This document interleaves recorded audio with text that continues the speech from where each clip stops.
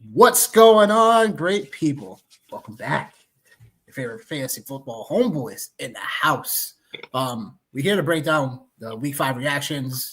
This is a live look into our initial reactions to the week 5 as far as the 1 o'clock and the 4 o'clock NFL games. So,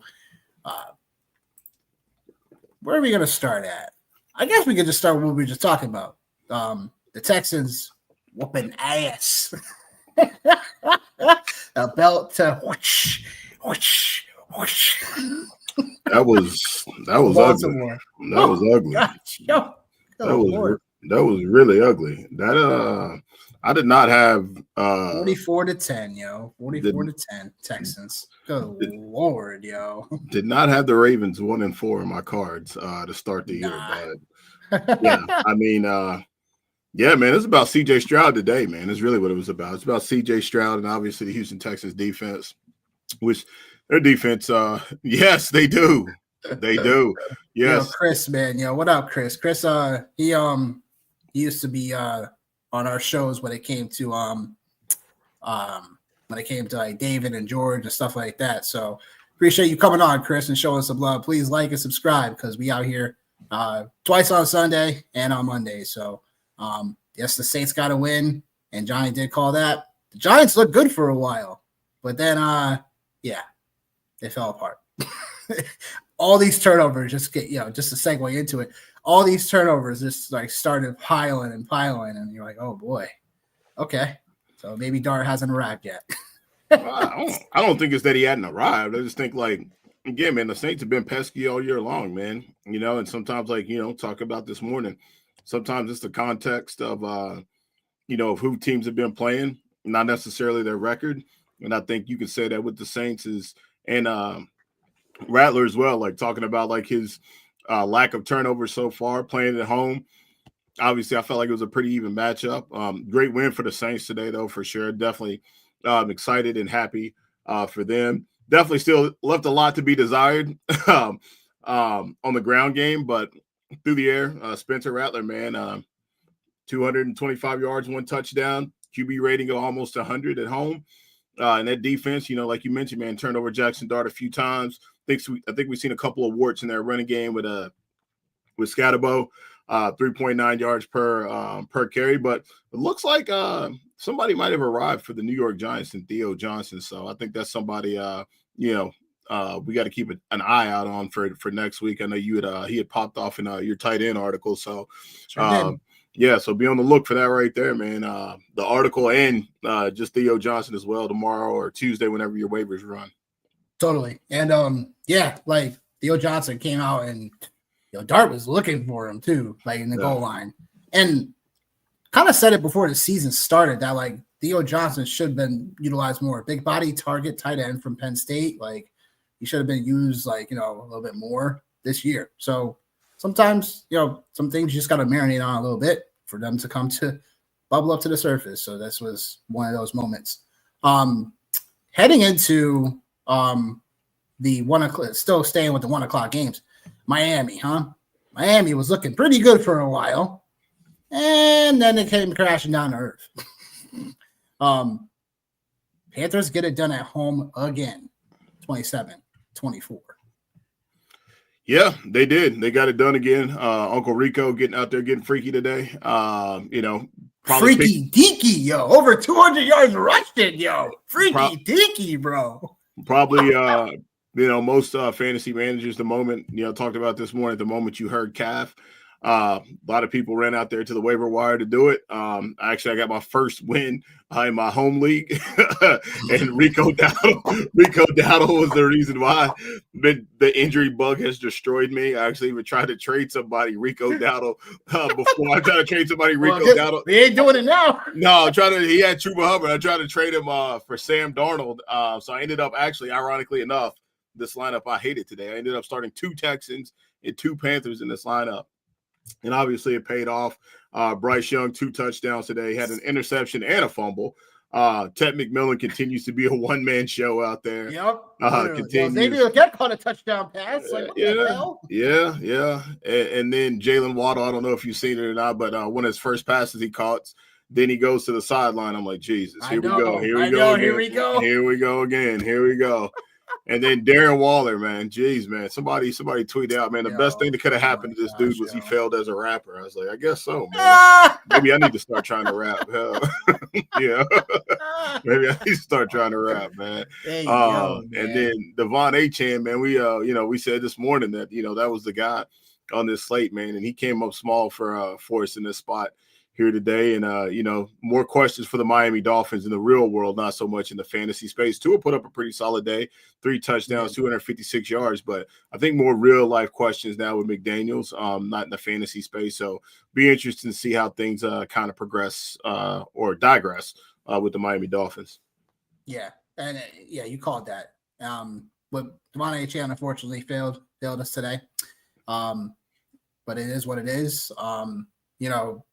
Just didn't understand why Miami stopped running the football and just got a bit too much pass happy. I know the game was back and forth, but just some teams you see trends and you're like, man, like they stopped doing something that was getting them ahead. So, it is what it is. For all the Devon Achane fans out there, we're sad today, but there's always next week.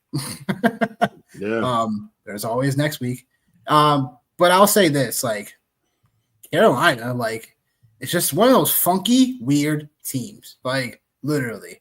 They just play better at home, like we talked about earlier. And it's just weird. Like, you think they're going to be turning the corner, and then all of a sudden they smack you up. Like I don't get it. But the other game we'll get into now, Cowboys whooping that ass. Whooping that New York Jets ass. Yeah, what are you going to do? 0-5 in a year. That's right. And again, just is what it is, man. We know the Jets. There was some optimism coming into the season. We knew this year was going to be a growth year. So what else are you going to say? The offense looked better this time coming around, but again, just like with the Bucks 2 weeks ago, and then even in Miami, it's like the offense just comes around way too late. Justin Fields' processing is still really slow. And that's worrisome for me because it just feels like he just takes another 2 seconds longer than your average quarterback to process what's happening. And that's just not good. Because when you need to start scoring, when you need to start putting those points up, you can't have that so long of a process to be like, all right, well, this person over here. It's like, no, just get the ball, Garrett Wilson, Breece Hall, and then Mason Taylor. That's it. Don't worry about anybody else. Yeah. But Breece Hall over 100 yards rushing today was a really good sign to see. But again, like, just that's the Jets side. For Dallas, Dak is cooking with hot ass grease. Over 8 touchdowns in his last 2 games. Is just a flamethrower right now. And this is without CeeDee Lamb. Jake Fergie came through for us in the betting world today. But yeah, instead of Jalen Tolbert, this Ryan I don't even know how to say his last name. Denoy? Flowery? Flowery? Whatever. Where the heck did he come from? Hey, man, they're playing the Jets, That's what it is, man. Yeah, people show up and have career days against the Jets, man. Jake Ferguson definitely was somebody I had mentioned this morning, was in play for me for DFS as well as Javonte, just to be different. And those 2 guys definitely paid off their tag today for sure. Jaden Blue got his first real game action today. Nothing to write home about. So that's something, obviously, I think like a lot of people have been looking forward to, is to see like what he would do out there. Definitely talked about the Jets having a problem stopping the run in between the tackles, and that was highlighted today. Javonte with Javonte for sure. Jesus. And then Justin Fields. I mean, like again, like from a fantasy perspective, 283 yards, 2 touchdowns. That's not bad, especially in DFS. His price tag. And if you were playing him in season long, like that's not bad either. But yeah, like just in the real world, It's kind of sucks. And then Garrett Wilson, his stats came in garbage time. Again, like he was the one player that like I thought should have been the best option for the Jets, but turns out that wasn't the case today. So needless to say, the Jets are now 0-5. Things are not looking good for them in any respect of life at all. Yeah, my man Mac. Yeah, the Titans. Well, we'll get to that. But yeah, look, yep, Jets terrible. Cowboys win again. They win versus the tie. So they're 2-2-1 on the year. Yeah, so ridiculous. To the Ravens we go. Well, yeah, I mean, we kind of talked about it already. There's really not a lot to talk about. It's CJ Stroud, it's that defense, and it's lack of star power for the Baltimore Ravens. And until, they get healthy, unfortunately, this might be what it is for the Baltimore Ravens. I think they have the LA Rams up next, I believe. So that's not a good team to be playing when you're in the state that the Ravens are in. Nope. Broncos steal one on the road. That was definitely a heist mission, wasn't it? Yeah. Like 18 unanswered points. Knew it was gonna be unanswered points. Knew it was gonna be a good game, man. Like for sure. Like they're both good teams. Definitely knew it was gonna be a good game. 18 unanswered points. Yeah, man. See that coming. Philly's been weird though, man. Like they've been weird. Like they haven't been very good against the run. They haven't been able to run the ball. I think we obviously know like the splash plays haven't been there in the passing game. So you're playing a guy like Sean Payton, shit can happen. And like obviously J.K. Dobbins, man, like I'm not gonna say like it was on him, but like 79 yards and a touchdown, like being able just to have a run game and have a presence against a team like the Philadelphia Eagles and for the Denver Broncos and what it is they like to do, that makes perfect sense. Cortland Sutton, it's a big game, right? Big game. So typically, your big time players show up, and he did today with 8 catches and 99 yards in that space. But the Eagles, man, it's just it's the guys that like you expect that should be making plays aren't making plays. And those guys are Saquon Barkley and AJ Brown. Like those are the guys that aren't making plays. And if you have AJ Brown on a team and you're winning, God bless you, because like you probably spent high end capital on him round 1 or round 2. He shows up today with 5 catches for 43 yards. And Jalen Hurts continues to, to be very, very solid as far as the quarterback goes. 280 yards and 2 touchdowns. Didn't really give us a lot on the ground, man. Only had 2 attempts, and I think that's something just to call out is typically when the Philadelphia Eagles are at their best, you see Jalen Hurts being able to, to run around a little bit. That obviously did not happen today. And as you mentioned, 18 unanswered points for the Denver Broncos. I think this was a huge win for them, especially trending the way that the LA Chargers are trending now and Omarion Hampton, et cetera. And then, it's definitely a big win for the Denver Broncos for sure. Yeah. And I'll just say, they just put it together. But honestly, there was some ticky-tack stuff going on late in that game, though, in my opinion, too. That was like, was that a call? Was that not a call? I don't know. But, yep, Eagles lose for the first time with Jalen Hurts at quarterback since week 4 last year. Almost a full calendar year, man. So wild, yo. That is crazy. Talked about that already. Colts horse kicked the Raiders. Geno Smith, man. Woo, it's time. It's time. It's over. What was that, yo? I feel like one of those interceptions. I think if I remember, I think one of them was. It was a tip. Yeah, it was a tip pass.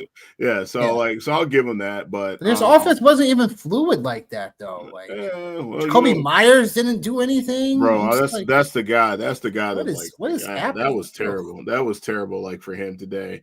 And then didn't hear any Ashton Genty truthers taking laps today. Must have missed that one. That's okay. Yeah, it's all a game. Raiders didn't score any touchdowns, so what do you expect? Hey man, I don't know, man. Just oh boy, I don't know. Don't do that. Don't do what? Don't do what? Nobody's taking no laps today. Nobody's planting flags. No. Oh, Jonathan Taylor, 3 touchdowns today, 66 yards. Just calling it out, man. Yeah, man. Obviously, leading the AFC South is the Indianapolis Colts, looking like they are, the cream of the crop as far as like that division goes. Daniel Jones, man, got back on track. Passing game was, I don't want to say it was weird. It was just spread out for him today. I think this is really what we can expect for him. I think this is kind of, what he is, right? Is 220, 240 yards, right? Obviously, in this situation, they didn't have to throw the ball, given the fact that, they could, do whatever they wanted to do, and the Raiders were turning the ball over all over the field. Tyler Warren, another touchdown again. The Colts, man, like this is what it is, man. I can't believe we're saying it. Marion Hampton, because he got hurt. Side note, leaving the locker room in a walking boot. That's pretty typical for ankle sprain. So I'm not gonna get too carried away with it. I know.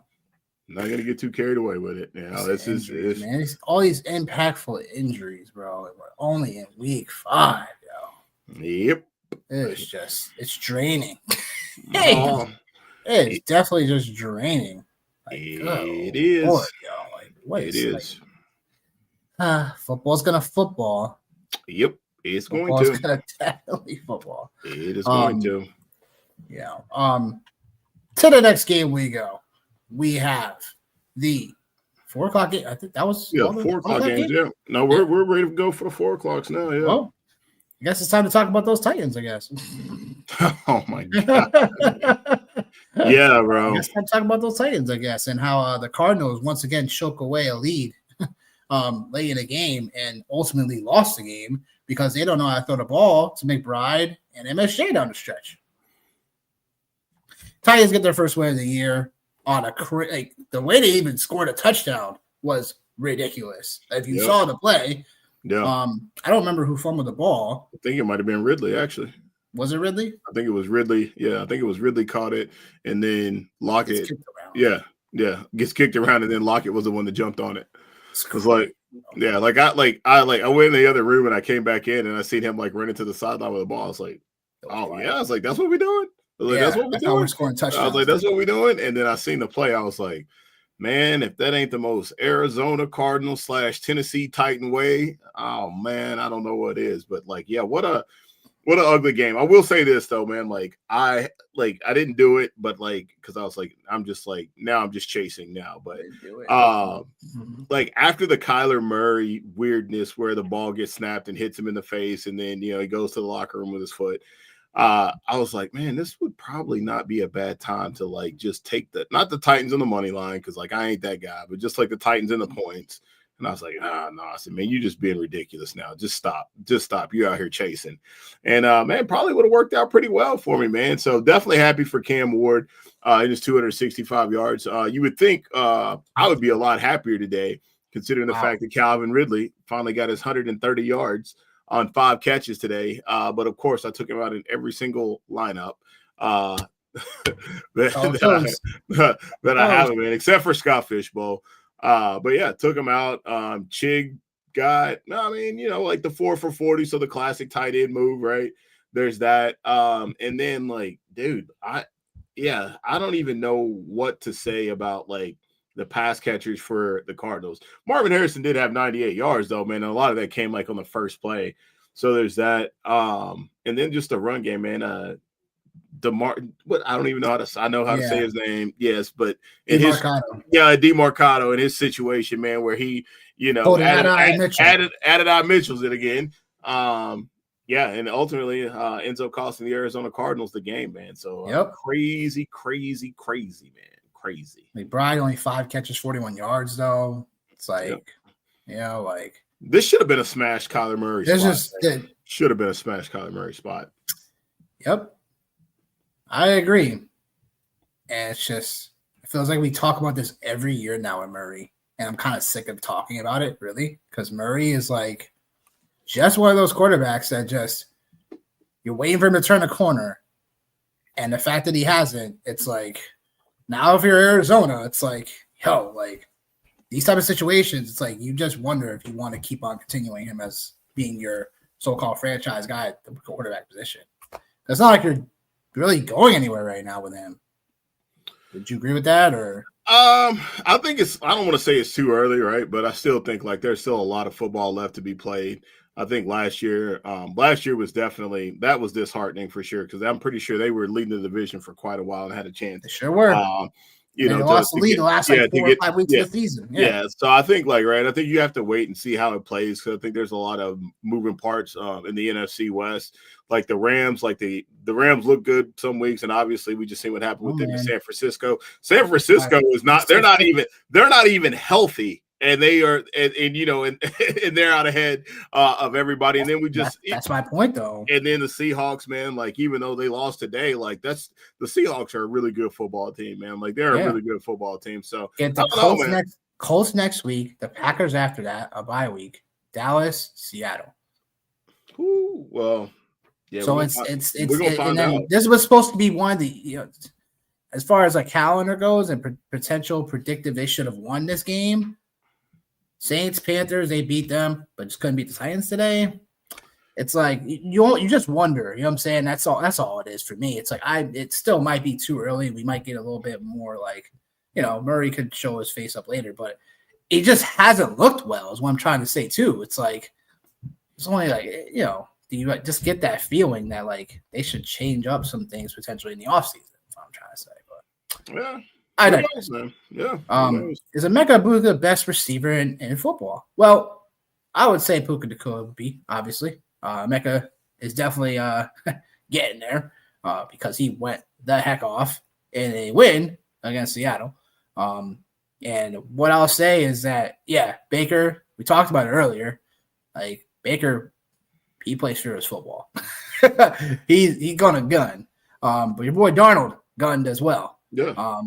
Probably gonna beat me this week, which is cool. But I'll say this, this was a great fun game, wasn't it? Definitely. Talked about it this morning, man. You have the two, statistically, you have the two best wide receivers in football playing in one game, and what else should you expect other than a shootout? And that's exactly what we got. Talked about Sam Darnold, and what he was able to do so far this season against the blitz. And we know what Tampa Bay is going to do. We know what Todd Bowles is all about.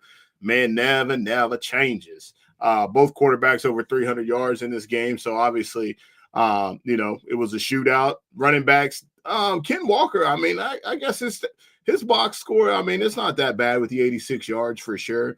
But Egbuka and JSN, two OSU guys just going out there balling today, man. And it was nice to see the return of Cade Otton. Weird for him to show his face today in the middle of all of this shootout.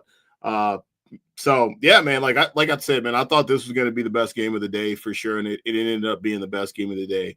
In my opinion. And I think for DFS or just fantasy or, whatever you got going on, like bets and stuff, man, any game Baker Mayfield's in, man, just go after it, bro. Just go after it. Cause he's going to do what he's going to do. And I think this is the version of Baker Mayfield, right? During the offseason or earlier, in the draft season, people were like, well, you can't take him that high. You shouldn't take him that high because he's got to hit this number, that number, this number, that number.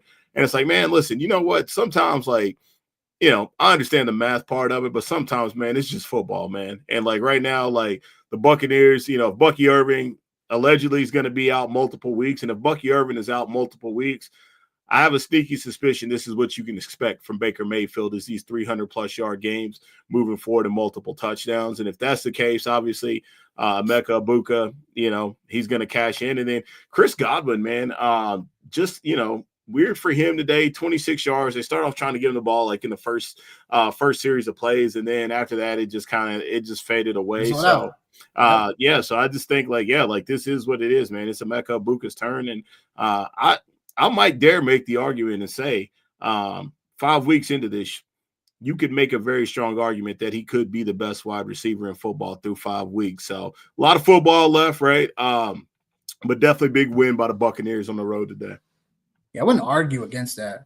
It's just because the way that Baker established Emeka already, we talked about that earlier, where before coming into this game, with 30%, target share,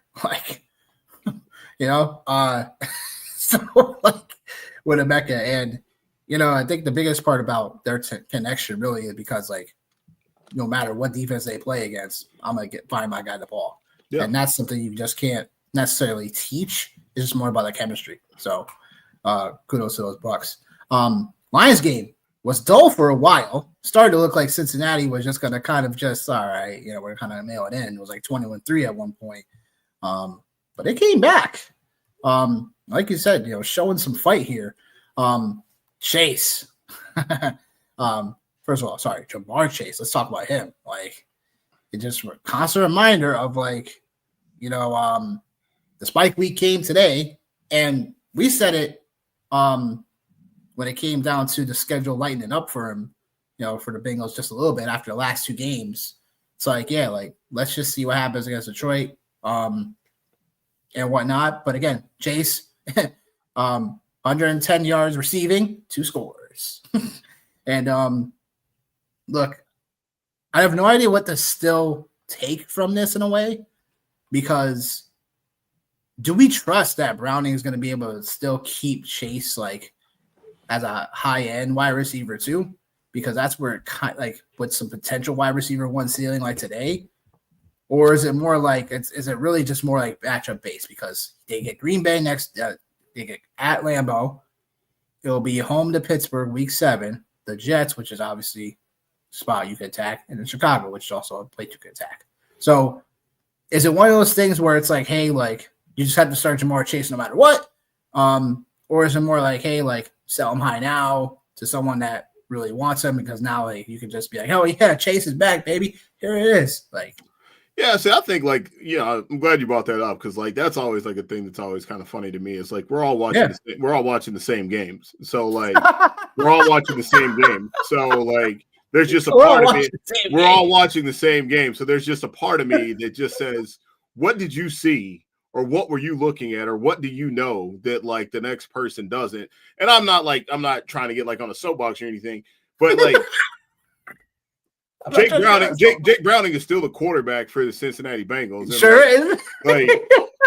If you have Ja'Marr Chase, chances are, right? You just got to ride it out, with Chase, and hopefully your team doesn't suck so bad that, you're trying to move off of Ja'Marr Chase to, bring back. Some people may have to after this week, though. Well, yeah, I get it. You're gonna have to, but here's the reality of it, right? Is you said, the owner that has multiple players, or that has the roster that can absorb the Ja'Marr Chase trade, we're watching the same game, and you're not getting back the same, and you're not gonna get back the same haul for Ja'Marr Chase in a redraft league for a trade. You're not going to. But I do think there's some type of silver lining ish that where if you do have Ja'Marr Chase and you are needing, like we talked about with Derrick Henry, which Derrick Henry, I just sometimes believe you don't have to ride with a certain player just because. I think it's more about can you get a fair deal for what the player is now? Because I do think that can be had. It's more about just sometimes sticking with things just to stick with things isn't always the best move, because it's always hey, this game is always constantly changing. So it's you have him, and all of a sudden something happens to your player, and it's oh, he got nicked up, and now I've got no more depth. And it's more injuries are happening all the time. So it's taking this opportunity to probably to sell him is something I think people should be considering. Yeah, no, again, if your team stinks, that's fine. I have Chase on the roster. It's not people's team stinks. It sucks. No, look, if your team, if your team sucks, man, if your team sucks and you got to do something, all right, that's cool. You got to do something, but for me and the one team that I have Ja'Marr Chase on, yeah, I don't I'm just gonna. You don't feel needed. I don't. It's gonna. This is gonna vary. Yeah, I don't I don't have a need to, and I just I don't. You're not you're not, and I don't want to go crazy on this subject, but you're not going to get back fair value for Ja'Marr Chase. You're just not going to. So if you're not going to get fair value for Ja'Marr Chase, if you're going to try to send me, some shit, I will just take my chances with Ja'Marr Chase. At that point. But no, just hear me out. I will take my shot with Ja'Marr Chase in this space, because all it takes, as we talked about this morning, all it takes for him is 1 or 2 plays in 1 or 2 unique situations, and he's going to pay off his value. It's not about who it is, right? Because the script for the Bengals was going to be the same, whether it was Joe Burrow or whether it was Jake Browning. It's not like it's a running back where you can get phased out like a Henry. With Jamar Chase, like he's going to be running pass routes no matter what, because the Bengals are going to be playing from behind, so he can still get there. So I feel like he's just a guy you got to hold on, man. I hear that. I definitely hear that for sure. The Lions side of things, Amon-Ra, still doing Amon-Ra things. Yeah. Montgomery coming out, a homecoming, because he's from the area. Threw a touchdown pass. Yep. Seen that. I was like, okay, that's what we're doing out here. All right. Yeah, that's exactly what we're doing. All right, that's cool. That's cool too. But yeah, I mean, look, another, I want to say easy win, because it kind of was for Detroit, but Laporta went out here and had a game today. Like, pretty quiet day in a way for Gibbs and in some type of way, but yeah, we'll just have to see how Detroit fares against, obviously, bigger and badder opponents. But yeah, look, if you have Chase, see what kind of offers you can get for him. But yeah, like you said, Johnny, don't be offering me no crap value trades. JD5 is back. Commanders win 27-10 against the Chargers. And wow, what a second half it was in a weird way for the Chargers. They lose Amarion Hampton, who is potentially now in a walking boot. So that's not good news. And Herbert and this offense just looked like they were just getting stymied by this Commanders defense. Anytime they got close to the red zone, it was like they just didn't punch it in. They turned it over. It was just sloppy for the Chargers. But it's weird. JD5 came back to the fold, and Daniels just looked like Daniels. And my guy Deebo Samuel looked like him out there.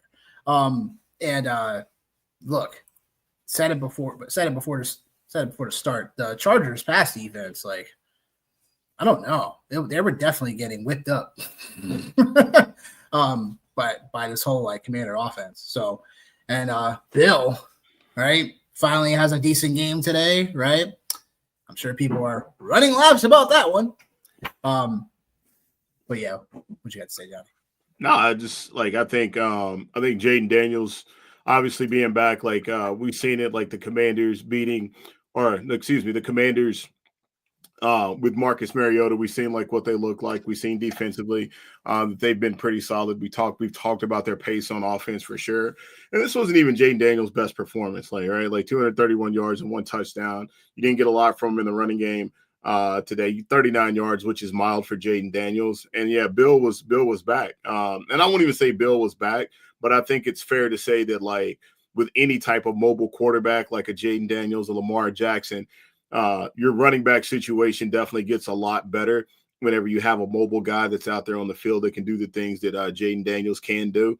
So I think that's exciting if you're a Washington Commanders fan. I think obviously it's exciting if you have Jaden Daniels, although a day like today probably didn't necessarily pay off his price tag in terms of DFS or in season long, but real world football got the dub.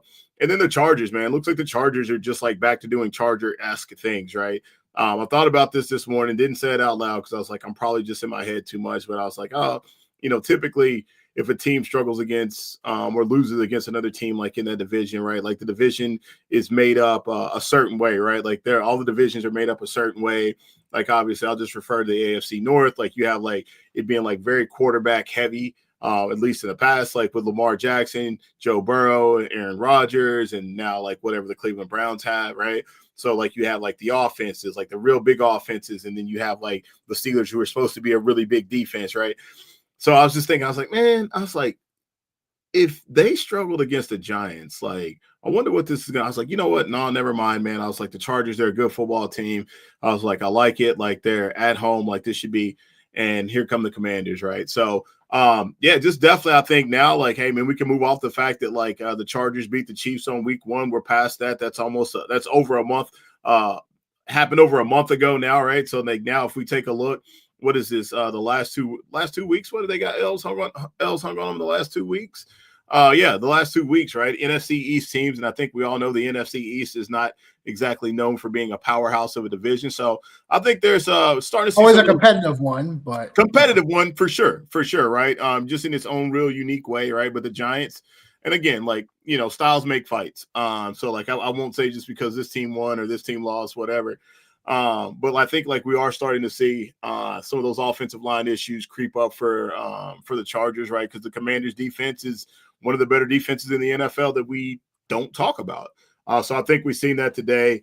And then I think too, man, just like the Chargers trying to go out of their way to get Ladd McConkey involved today. I don't know. I understand why, but like, you know, they had a pretty good thing going.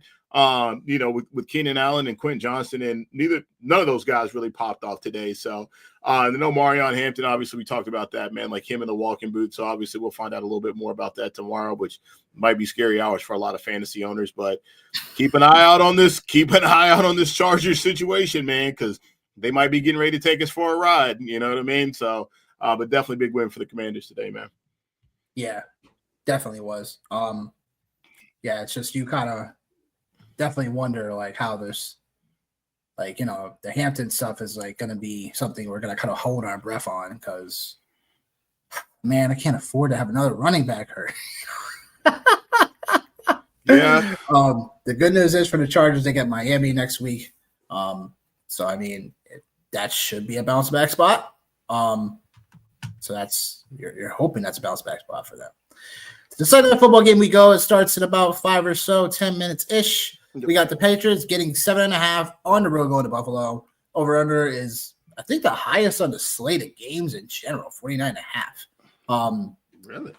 Yeah, I think out of all the games, I think the Lions game was also 49.5 though. So, so I mean, look, I mean, what I'll say to this game overall is that it's going to be an interesting game between Patriots defense. I'm sorry, the Bills defense, and the New England offense. So obviously, Buffalo Bills are second rated when it comes to pressure, and at that clip, about 45% of dropbacks they get pressure on. So May will have to make some quick decisions fast. On the other side of the football, the Patriots are giving up the second most explosive plays in the entire league. So Buffalo leads the NFL in points per drive and explosive plays. So this is like on paper, it just doesn't look good for New England's defense. Like, it's obviously one of the best quarterbacks in Josh Allen.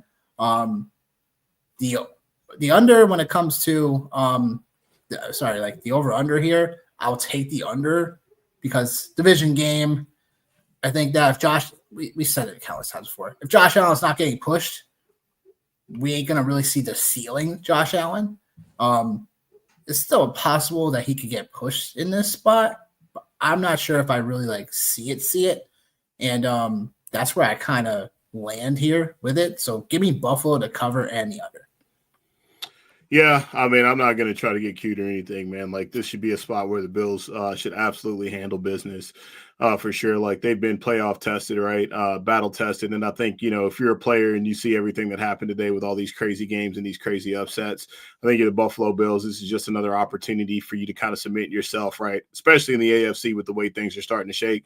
Just another really good opportunity for you to take care of business at home in a division game. So give me the Bills for sure. I agree with you. I agree with you on the under, although I do think, again, it could be a place where the Bills could pour it on.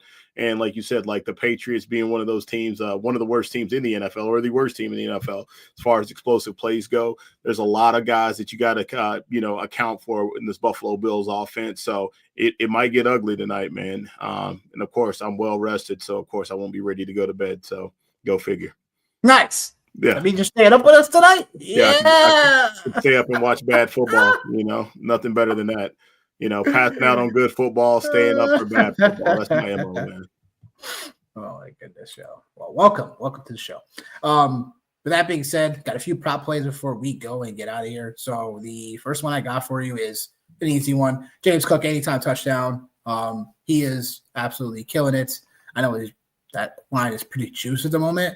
But anytime Buffalo's going to get into the red zone, James Cook has been performing really well.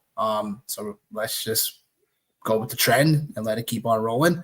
Drake May over 31.5 rush yards. May has averaged 25 rushing yards on the season. And obviously we know he's a dual threat. I just think this line where they have to, I think May has to get a little bit more creative tonight. Matt Milano is back for Buffalo tonight. That worries me a little bit, but I'll say that, again, I think May can find himself finding some explosive plays to get creative, a few breakdowns in coverage when it comes to Drake May. So I think the 31.5 for rush yards makes some sense to take. Stephon Diggs over 4.5. So we'll need 5 catches here. It seems like Stephon Diggs is starting to get more and more together. 6 catches, 101 receiving yards on the season. And yeah, I think with Stephon Diggs, the target share is starting to increase a little bit more as well. So I think in this spot where New England's going to have to get him acclimated, I think Stephon Diggs is a good spot for him. And then last, Josh Allen over 230 pass yards. I think that with how this game can go, I do think that this line is just a little bit low. This is, again, division matchups can ask for certain things. And I think Josh Allen in this spot, I think he can hit this comfortably while Buffalo can still beat the snot out of New England. So that's the prop plays we got for tonight. We went 7-2 on the props today. So pound it back for me. And then yeah, I'm gonna ask you, Johnny. I don't have anything really crazy to say. I'm playing a couple props tonight just because. Playing a Dalton Kincaid anytime touchdown tonight. Ooh, yeah, juicy. Playing Dalton Kincaid anytime touchdown, and then I'm also playing Ramondre Stevenson 40 yards rushing. Just because, man, the Bills have actually allowed the most explosive rushing yards this season, although they're one of the better teams at not allowing backs to get to the line of scrimmage. So it's a boom or bust kind of deal for them. So I'm playing Ramondre, but I say that with a caveat because this also might be a spot where TreVeyon Henderson might get over his 40 yards. So one of those backs for the Patriots, I feel like will pop tonight and hit their props. Hopefully it's Henderson. Yeah. Hopefully it's Henderson. Hopefully it's Henderson. But yeah, that being said, we about to be out of here, folks. We'll see you guys tomorrow evening where we go over our breakdowns for helping you guys on the waiver wires. And if you guys got any questions and any trade advice, we got that for you as well. So we'll see you guys tomorrow night. Peace.